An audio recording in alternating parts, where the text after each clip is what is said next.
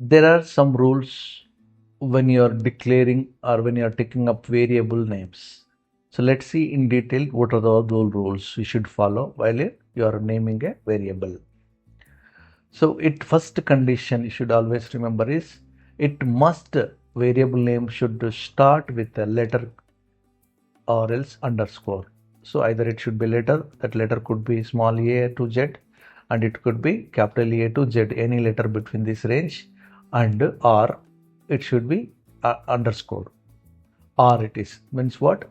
So you can have underscore followed by some letter, so and so. This can be a variable, or letter followed by some other letters. This could be another variable.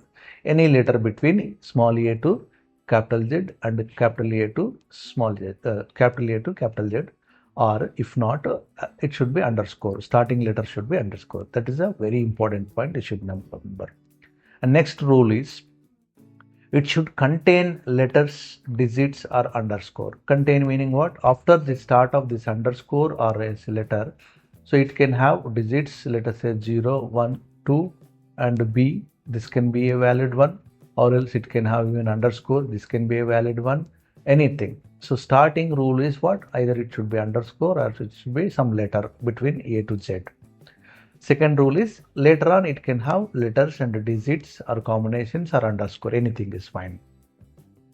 Next is they are case sensitive. What is mean here? Age, capital A, GE, age, and small a, GE, they are different. That is the meaning of case sensitive.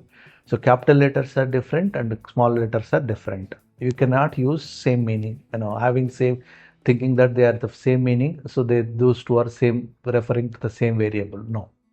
Okay, they are two different variables now. So capital AGE and small ag are two different variables. So that is the meaning of case sensitive.